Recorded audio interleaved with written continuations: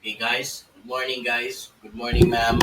I'm going to report about creative thinking, critical thinking, and risk management. So creative thinking. There are six eggs in the basket. Six people each take one of the eggs. How can it be that one egg is left in the basket? So remember this question guys. Ansira ni na to along the way. Okay. So critical thinking. What we learn in formal education. So emphasizes the skill of analysis, follow a logical argument, and eliminate the incorrect paths and focus on the correct one. So always remember guys that creativity takes courage. So when is it useful to be creative? So businesses are facing deep changes, globalization and competition.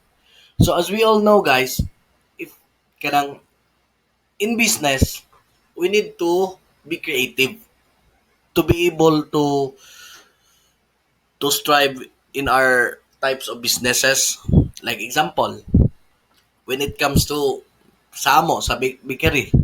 So if ever gani guys nga mata sa bakery industry, we need to adapt to changes like example sa panis nga social na nga mura na cafeteria nga style. So sa roast bake shop nga kanang modernize na ba? Modernize ang way of doing business to your consumers because kay kuan gyud ang originally uh, bakeries when it comes to traditional ones simple nga mag-display lang ka and that's kuan na kanang murag popular na sa una because the mainstream gyud sa una sa bakeries back then was delivery on the spot like delivery mo some places niya daghan ang mga tao ngadto nga mo duol. So all in all guys, the key to business success is creative creativity. So, creative thinking, developed by Edward De Bono in his book, focuses on exploring ideas, generates possibilities, looks for many right answers rather than just one. So, creativity, everyone has substantial creative ability. So, an ability is to generate new ideas by combining, changing, or reapplying existing ideas. An attitude is the ability to accept change. So the process is the creative person knows that there is always room for improvement. So always remember guys, when it comes to creativity, di ra day ingon nga, I want to be creative and that's all. So nowadays siya let's say murag uh criteria bali ba to become a creative person. So one is to become an ability nga mo generate og new idea. So mo na siya imo nagigamit imong creative thinking which is mo nang ability.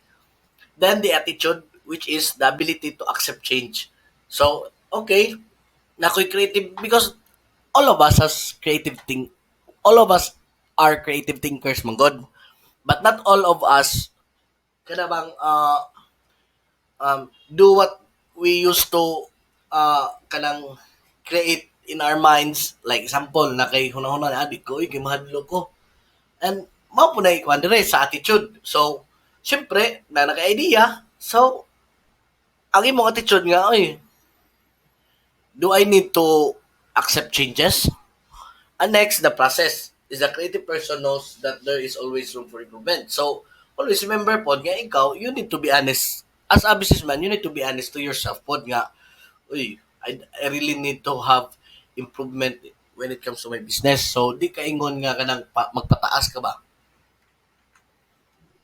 So, characteristics of creative person. So, curious, seeks problems, enjoy challenge, optimistic, able to suspend judgment, imaginative, sees problems as opportunities, and doesn't give up easily. So, creative methods, evolution. Every problem that has been solved can be solved again in a better way. So, example, sa kanyang lingkuranan. So, let's just say sa unang panahon is like luxury nga mga chairs It's really hard to kuan man him kanang to make. Karon mga simple chairs pero it's more kuana nindot na tanawon. Synthesis. Two or more existing ideas are combined into third and or new idea. So example ani guys. So perfect yun ni siya nga example guys. Tanaw na to ang sa picture ha. iPad plus telephone equals iPhone. So kita gyud sa una ni we can really relate this sa kita sa kanang mga classmates nato karon sa masteral because kita magyud ang nakaabot sa iPad iPad era and also nakabot batas telephone era. So as we all know guys, sa unang panahon sa when we were back from early 2000s pa, di ba iPad ba ganyan ito? iPad, MP3, MP4, Walkman. Wala na ko kayo atong Walkman. So kanag yung tulo. So when it comes to music entertainment guys, so kumbaga ako sa una, maglakaw ko because I'm a techie person back then when I was still young in my younger days pa. So, every time yun yung maglakaw ko, two of my pockets are full yun na. Kay, one is for the iPad and the other one is for the phone. So, iyan ako sa una maglakaw. So, just imagine guys, kung unsa ka hindrance ako sa una, kay sa kailangan every time nga maglakaw ko, kailangan ko ako paggamito ng upuan. Well, today's era na guys, as we all know, uso na lang yung ilang kuanon. If ever nga kuan, duhay cellphone. Pero more likely, isa na lang yun kay nanamagod tanan, all in one namagod. Especially sa karon nga era, phones are very cheap and very kuan gyud, very high tech. So it's very kuan gyud. So mao gyud ni ang mao ni akong ingon ba nga creative thinking is very important yun when it comes to our lives or in business because as we all know guys if let's just say the inventors of the iPod and the telephone here in this picture if they were just really like kanang ni settle down we don't have iPhone right now so the only for me lang yun guys is that the only constant thing in this world is change good and that's the better side of it. So revolution. Sometimes the best new idea is a completely different one. So example kaning firecracker sa una nga murag rocket nya gisundog sa NASA or ini kuan. Pero bisag similar og tanahon but complete different ang iyang kuan iyang purpose. So reapplication. So look at something old in a new way. So example ang glue. So imo tanaw ng glue medyo murag nalahi na ning gamay na karon sa new era but sa karon nga generation pero imong unon glow lang gihapon and the same output lang. Changing direction. So the goal is to solve the problem, not to implement a particular solution. So negative attitudes, the block creativity, that block creativity. So oh no, a problem, it can't be done, I can't do it, but I'm not creative. What will people think? I might fail. So as we all know guys, kita tanan dire nakasuway na ani nga moments like we have good ideas or even great ideas but we don't have the guts or mapildi ta sa atong saywar ba sa atong hunahuna. Ayaw na lang kay mawawan ako. And these things happened to me when I was still in college and high school. I really have many ideas in my mind when it comes to academically or sa mga sports ba karon but I don't really have the guts to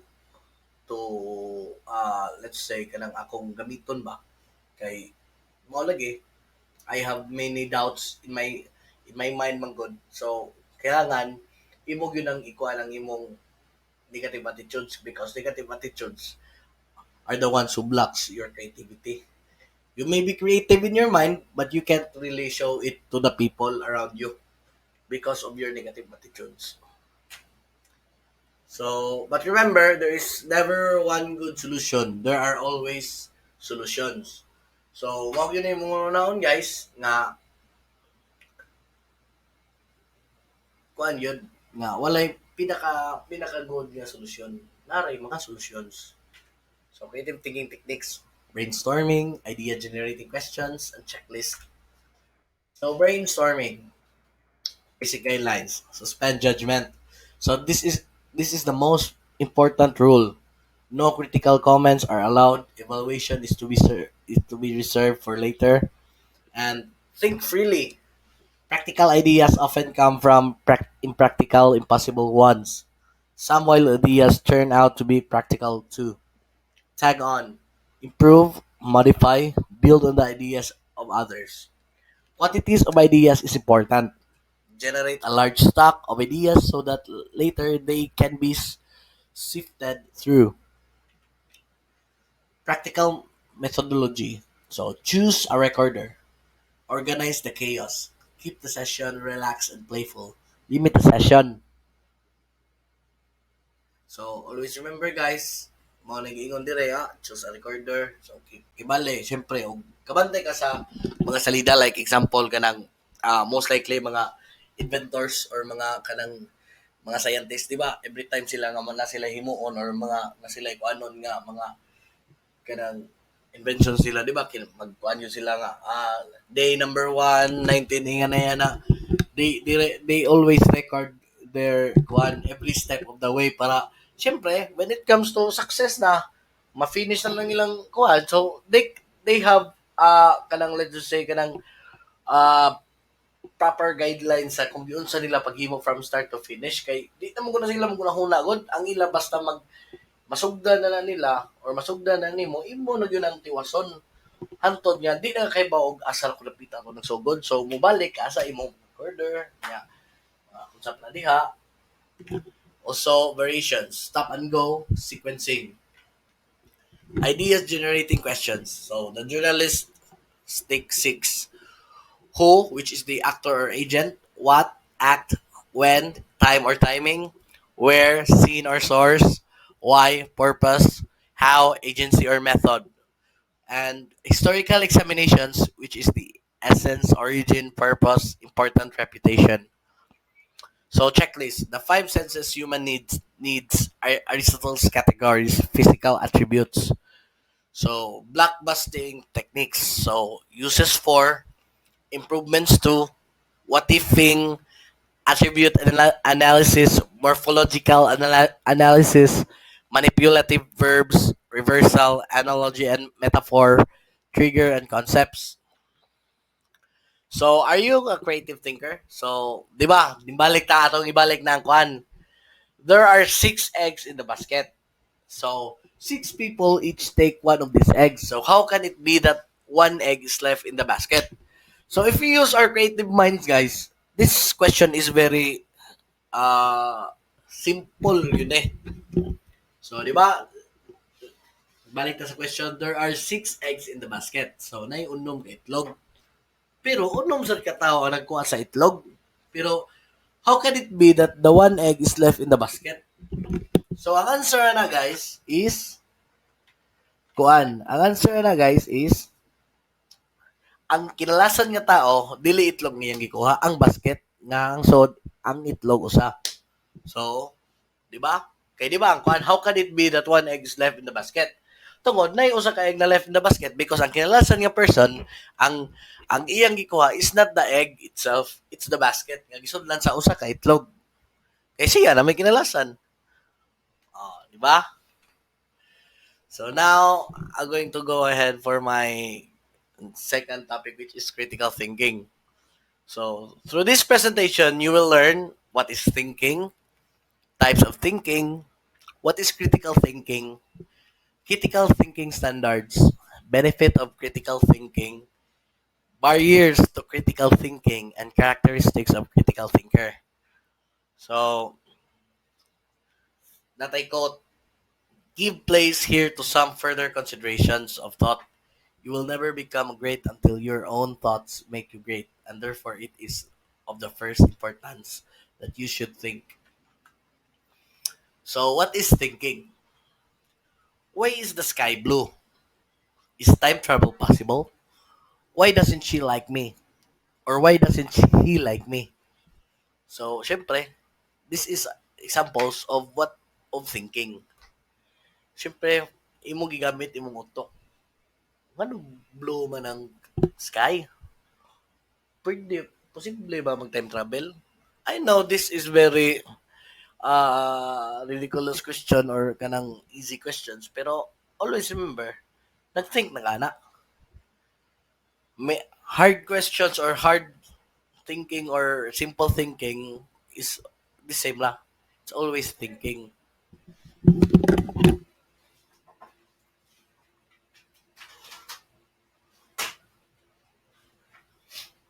In other words, thinking is purposeful, organized process that we use to make sense to the world.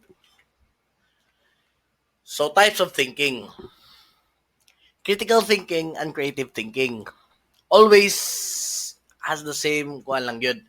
Problem solving and decision making, which is analyzing, evaluating, and reasoning. While the left brain is the critical thinking, which is the logical, sequential, rational, analytical, objective looks at parts. While the right brain nato is the creative thinking, which is the random, intuitive, holistic, synthesizing, subjective, looks at wholes. So, kana ba mo question ba nga? Saan na? Tinuon ba ka na? Yan na ba? Possible ba na? So, you're thinking na, ana. So, this is an old quiz developed by Anderson Consulting Worldwide. So, answer each question in order. So, hopefully, guys, nga inyo ning atsiran. So, the correct answer are given in the last slide. So, how do you put a giraffe into a refrigerator? How do you put an elephant into a refrigerator? The Lion King is hosting an animal conference. All the animals attend except one. Which animal does not attend? There, there is a river you must cross, but it is used by crocodiles. You do not have boat. How do you manage it? So, answer na to in the last slide. So, what is critical thinking? So, think example of not thinking critically. So, tanawa sa picture 1 and picture 2. Sa picture 1, ning saka siya sa kahoy and then iyang giputol ang ato sa side sa iyang ladder. Tanawa kung sa kabuang. Oh, that is not thinking critically. And the other slide is na siya nay box nga nay murag kanang kanang money box nga gi sangat. So iyang kuhaon ng money box pero adto siya nagtindog sa money box ubos. So kung iya tong putlon, siyempre malatag siya. So mo gyapon na. Wag ganoon nagtarong binugo ba binugo. What is critical thinking? Gather and assess information in a logical, balanced, and reflective way to reach conclusions. So justified by reason, argument, and based on available evidence. So critical thinking is general term given to a wide range of cognitive and intellectual skills needed to. So effectively identify, analyze, and evaluate arguments. Discover and overcome personal prejudices, and biases. Formulate and represent convincing reasons in support of conclusions. Make reasonable, intelligent decisions about what to believe and what to do. So note, critical thinking is a skill. So fortunately for us, we can enhance it through practice. So critical thinking na guys, there are no kanang kuan nga kanang good nga critical thinking o bad critical thinking. Naragyoy ka ng imong murag ma-level up nimo or yung ma-improve through time sa imong paggamit. So what is critical thinking? So this book says only 55% of households in the UK have internet access. So that figure seems very low. I wonder why.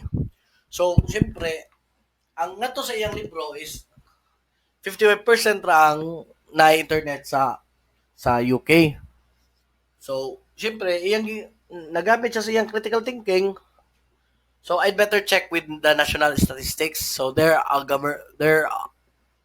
governments, organizations, so they should have a very reliable data. So, pag tanaw niya nga to, they say that more than 70% of the households in the UK have internet access. So, that seems more likely. So, I wonder why the book is wrong. So, syempre, nagunahon na siya dire nga 50 to 55%. So, syempre, iyang gigamit iyang utok, iyang murabag, makakuan biya ka bisag dili ka wala kay mao sa exact answer pero maka-estimate biya ka. Ay di man ni kuan, di man ni tinuod. Gamay ra man ni 55% mo to gitan-aw niya.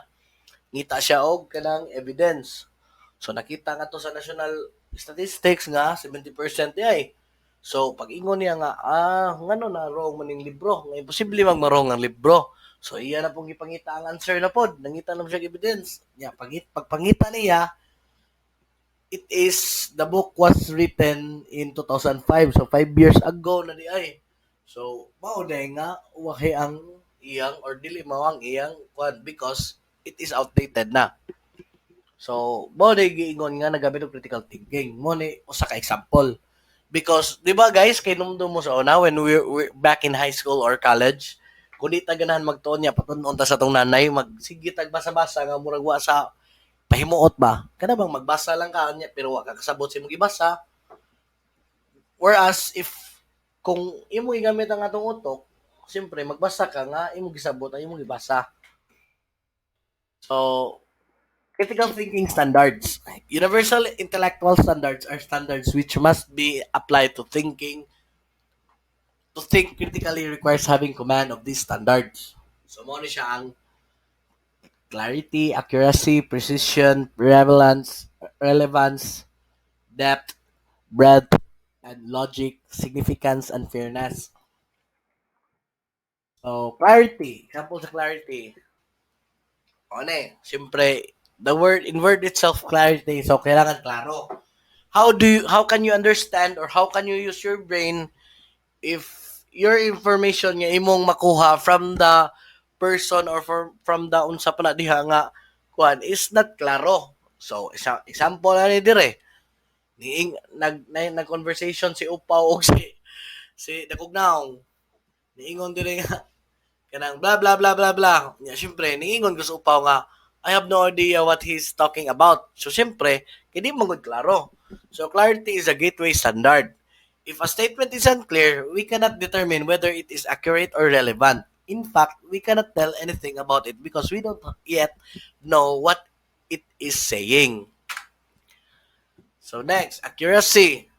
So, a statement can be clear but not accurate. So, example ani kaning sa picture nga dako kayo nga dog and a horse. So, niingon ang babae nga this dog weighs more than 300 pounds. Yan, niingon sang lagi. Oh, really? I don't believe you. Tungod kay estimation so di pa man na sure, di pa man na accurate. Next is the precision. So, a statement can be both clear and accurate but not precise. So, always remember guys, mura ni siya step by step. Di ba? Pag pilmiro, clear. Yan, karon accurate. Di ba? Clear tong pilmiro nga past slides. Yan, sunod, accurate nga ang before na po ni slide. Karon na po, narin ta sa precise. Nga, nakuha ng kriteria niya sa clear, nakuha ng kriteria niya sa accurate but not precise. So example may ingon ng isa ka babae nga Jack is overweight. Kay nakita man niya nga dakog tiyan, nga dakog lawas, so Jack is overweight. Ingon sa babae, that's true, but how much overweight? 20 pounds or 500 pounds ang iyang gika-overweightan. So mao na ang gitawag og precision.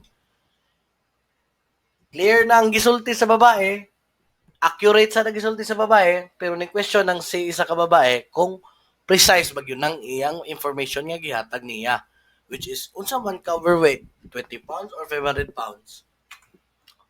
So now relevance.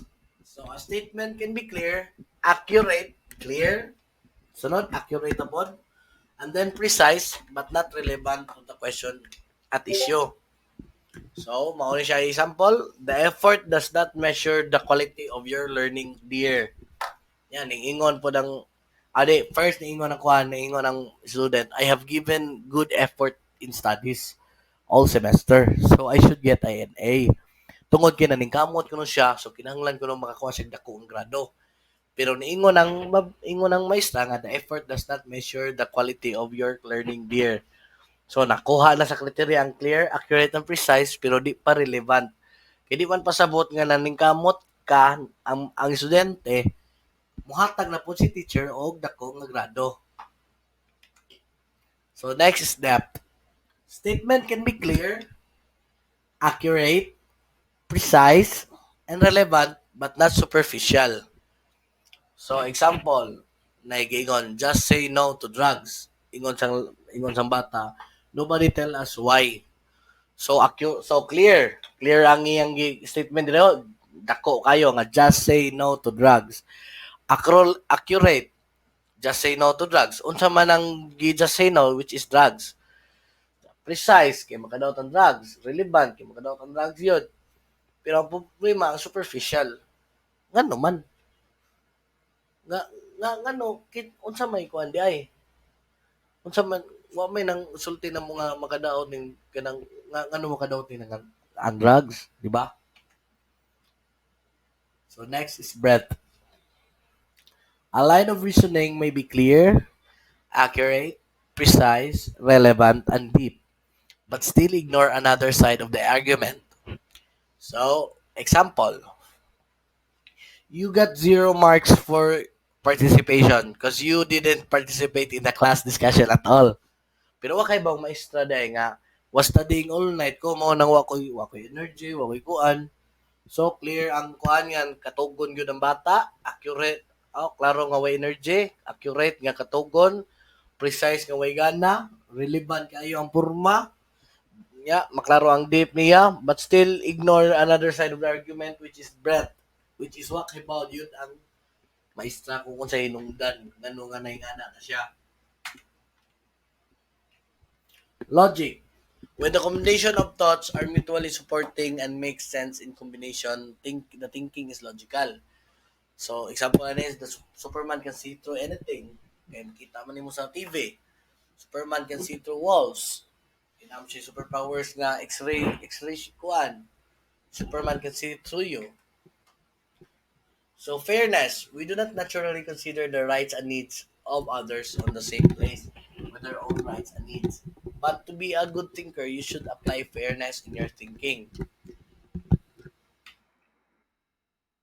So, benefits of critical thinking. So, at work, as more and more employers are looking for employees, not with specialized academic skills, but with good thinking and communication skills, who can learn quickly and solve problems, shows creativity, gather and analyze the issue meaningfully. This has become vital skill for any professional. So in daily life mode, help us avoid making foolish decisions, help us become a good citizen, capable of making good decisions on important social, political, and economic issues. Help us in developing good thinking skill, capable of examining our own assumptions and the past. So, all in all, guys, parehas sa gisulti diri sa kanang current slide o previous slide nga ang benefits sa critical thinking sa business and daily life is very impactful yun. So when it comes to business, di na ka magpataka og buwan nga also when it comes to business or in work, ato lang ibutang sa work lang tahay. As we all know guys, today's world there are many graduates na. So dili ra mo ingon ang isa ka trabahoan nga muhire ta og college graduate. Siyempre naanay deeper nga criteria na which is kuan ba kanang kugihan ba ni? Kay nagtanan naman po ng imong kaubag pang-apply kay puro naman mang graduate. So mangita na naglain nga kriteria nga mas better yun. So mo na benefit sa critical thinking. Dili ka mo sa pressure. Siyempre ikaw nga as an owner, like example, ngita kag supervisor or manager, nya madlok na kuan, natulan. So no. Kinahanglan nga makasolve yun ang problem. Gamito ng utok. And when it comes to daily life, dili ka mo kuha ng mga pataka nga desisyon, kanang tira pataka lang ka. So, critical thinking is very important, good. From work and from daily life, good. So, barriers to critical thinking. you might ask, if the critical thinking is so important, then why is critical thinking so common? Why is that so many people, including the highly educated and intellectual people, find it difficult to think critically? So example ako ani is kanang sa atong politika. As we all know guys, our politicians, most of our politicians are, di ba, mga lawyers, di ba, mga lawyers, mga dato nga businessman, basta mga dagkong tao sa society. Pero di ba kani sila guys, ningabot sila nga nga point or stage sa ilang life which is dapat unta grabe na sila critical thinking. Taas agad sila naabot sa kinabuhi. Pero ngano magyud inig maka makalingkod na ng lingkuranan diha sa gobyerno kay makuha naman ang ilang pagka-critical thinker. Pareho anang ultimo kwarta para sa mga pobre, pangawaton. Sakto din na. Budget sa PhilHealth, idahay gumom. Di ba? Mo na giingon ba nga, very ironic lang ba? We're talking about critical thinking, and one of the things that a people can improve his or her critical thinking is through his experiences in life. So kada kini abot na silang lawyer, ning abot na silang dagkong tae, siyempre dili na na basta-basta ang ilang pangunahuna. Kiniabot naman sila ng stage, na sila nangambak. Pero nga no, naglingko na ng lingkurana ha, pa na, mura nag mga iro, nga gahamba na kayo sa power. So, I don't know, kay mo kasuway na, and I don't want to know po. So, 5 most powerful barriers to critical thinking. First is egocentrism, which is self-centered thinking, self-interest thinking. So, mao na akong giingon, di ba? Remember mo, pag previous slide, kitong bahin sa mga politiko, self-interest thinking. Ako ron eh. Di, ngano kailangan man madato ang Pilipinas? Ako na lang. Di ba? Thinking self as center of attention. Sociocentrism, group interest thinking. To assume that own group is more superior or righteous. Pareho ang ubang mga politiko rin yapon, grupo-grupo lang. Yeah, well, anyways, di nang magkuha na kay lisod na. Unwarranted assumptions, a belief that something is true without proper evidence or justification. Wishful thinking, believing something is true because one wishes is to be true. Relativism, thinking the truth is just a matter of opinion. Characteristics of critical thinker. Critical thinker are honest with themselves, regard problems and controversial issues as exciting challenges, strive for understanding, keep curiosity alive, remain impatient with complexity. So, critical thinker base judgments on evidence rather than personal preferences, are interested in other people's ideas are and so are willing to read and listen it attentively, practice fair-mindedness and seek a balanced view, practice restraint, controlling their feeling rather than being controlled by them. Any questions? Ako lang tanaw na kung if sige pa ba niyo ang daming photon. Okay pa niya. Sige, balik ta. Okay. So, critical thinking.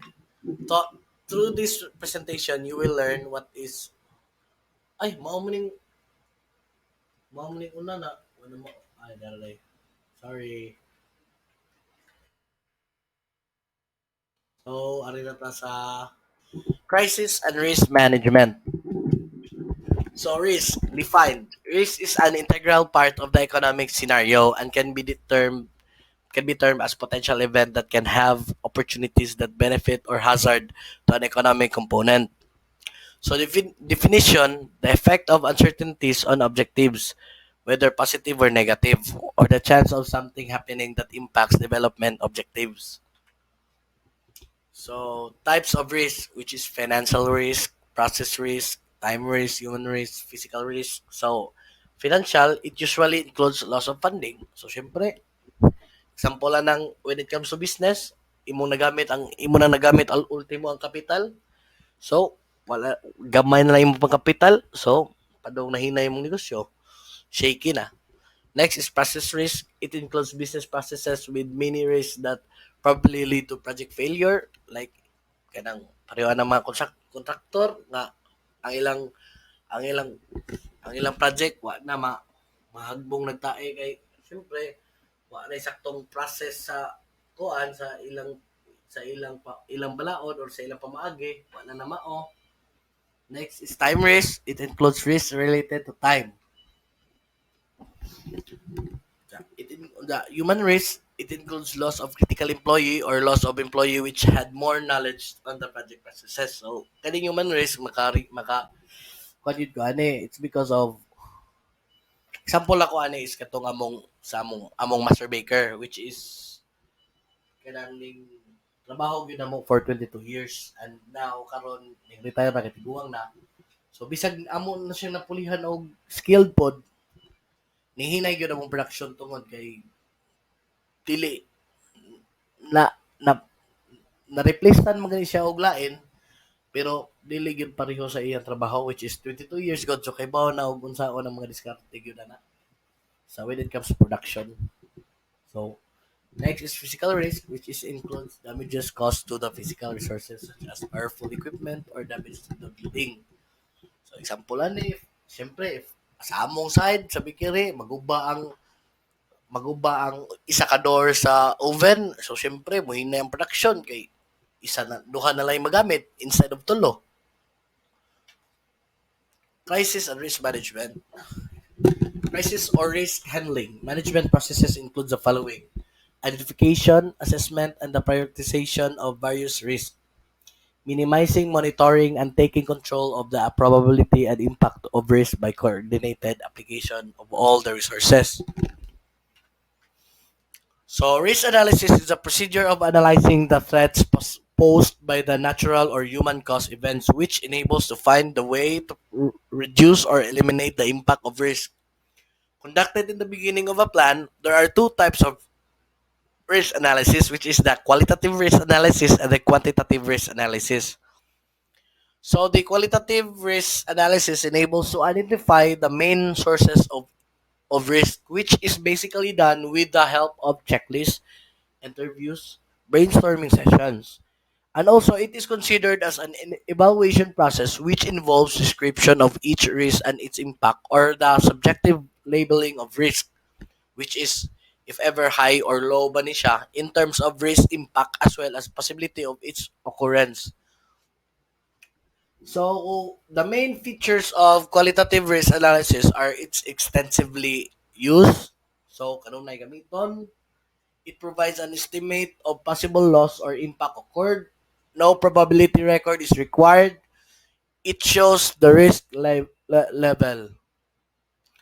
While the quantitative risk analysis is a technique which often provides mathematical estimates that allow organization to understand the impact of risk exposure to people or business and market. Note that there is no accurate probability record in quantitative risk analysis. The probability is unique to each case. It is not easy to find out the expected loss. So the main features of quantitative risk is elements such as probability and likely loss are used. Result of probability times likely loss is produced. It requires measurements of uncertainty in terms of time and cost estimate. Fairly limited use. So single loss expectancy or SLE. This is considered as the loss of value related to a single security incident. Annualized rate of occurrence or ARO. After calculating SLE, the project team then calculates the ARO of the risk. It is considered as an estimate based on the data which find out the regularity of the threat that would be successful in exploiting vulnerability. Next is annualized loss expectancy, which is ALE. Based on the information received from the estimates of the various threats, the ALE is calculated. It is product of SLE, ARO. It can also be considered as the measure which determines the extent of the organization could estimate the loss from a task based on the types of risks and threats. So, Monte Carlo simulation is the most flexible and widely used method for determining the performance of some task or process that involves uncertainty.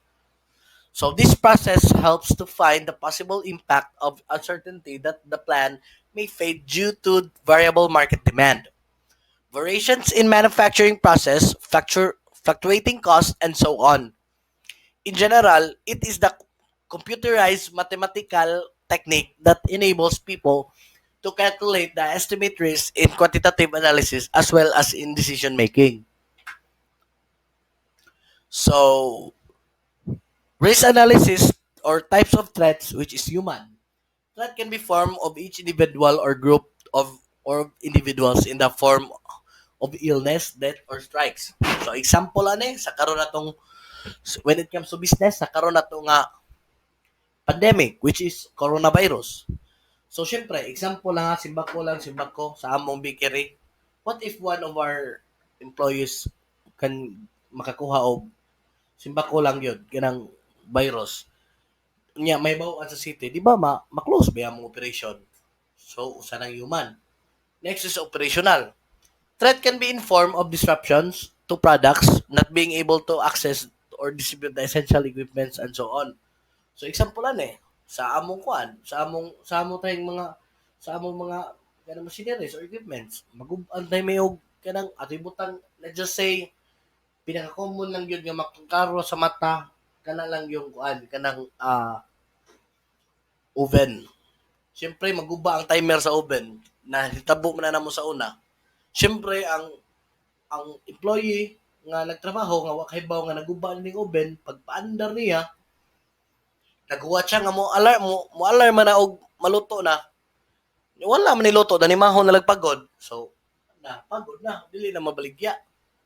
Next is the reputational. Threat can be caused by damage to reputations in the market due to loss of good business partners. So example ako ani when it comes to mga kalendaryas or mga kuan pa diha. Kaon ka na day ang imo day pagkaon na day ok or iyana. Siyempre nag-ingo ya di na mga unoy luod mo na. O sana na. Procedural. Threat can be caused due to fraud, accountability, and failure of internal systems and controls. So, example ako ani sa una, katong napa may katong lahi pa among bookkeeper, dihay nagbayad mi sa SSS for like hapit na mo almost 1 year. Nya natinga na lang mi kay adi 2 years gyud. Nya natinga na lang kung mother nga gitagaan nagsamon sa SSS kay wala na daw bayad. Pero sige may bayad sa among bookkeeper. Ang bookkeeper na mo way di mo bayad di iya na di gasto. So, yan na, usap na. Then project, threat can be due to cost overruns, insufficient product or service quality, and so on.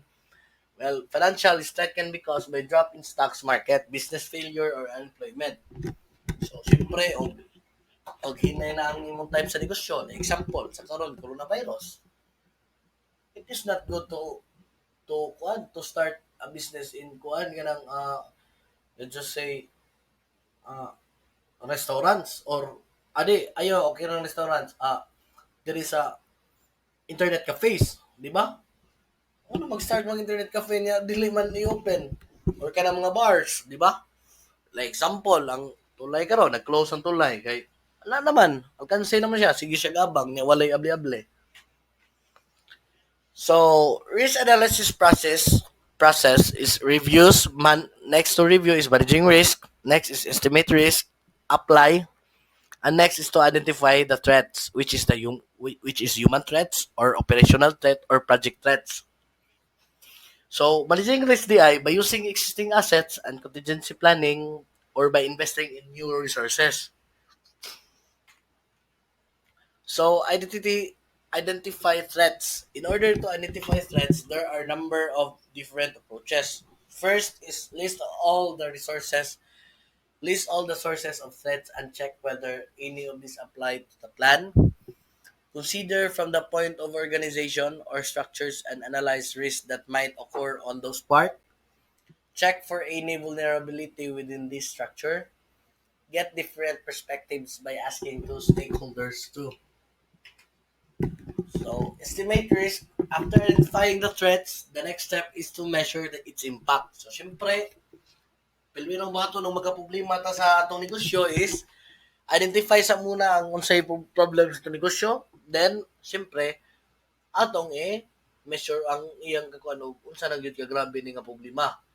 The next is that can be done by estimating a probability of this event occurring, then multiplying these estimates with cost. The main cure to get the things right. So, risk assessment cycle. So, set the limits or scope of analysis, then identify tasks and hazards, then assess the risk, then reduce risk, and then assess the risk again, and then residual risk acceptance. Results to documentations. So, managing risk. To manage the risk identified, we need to accept the risk under consideration, plan for accepted risk to be adopted or eliminated, elimination of sometimes cause alteration in set of objectives, selections of cost-effective measures. Risk can be managed in the following ways: by using existing assets, by contingency planning, by investing in new resources. So, risk handling strategies. So, muna siya ang retaining, accepting risk, which is organizations identify potential risk and put effective controls. Then, risk abatement, which is organization devise comprehensive plans to reduce risk. Mitigating consequences of risk, which is mitigate the consequences of risk occurrence. Transferring risk, which is distributive perceived risk to other involved party. And lastly is the avoiding risk. Avoid risk whenever it is practicable. So risk handling strategies. Risk handling strategies achieve the following objectives: perform risk assessments, establish risk handling priorities, develop risk handling plans, monitor the status of risk handling actions, implement appropriate risk management strategies, and raise awareness of risk management. So risk mitigation refers to the systematic reduction in the likelihood of risk occurrence. So it is also called as risk reduction. Risk mitigation includes the following actions, which is prioritizing actions, evaluating recommended control options, conducting cost-benefit analysis, selecting control, assigning responsibility, developing a safeguard implementation plan, and implementing selected controls. Thank you. And that's all, guys. Thank you.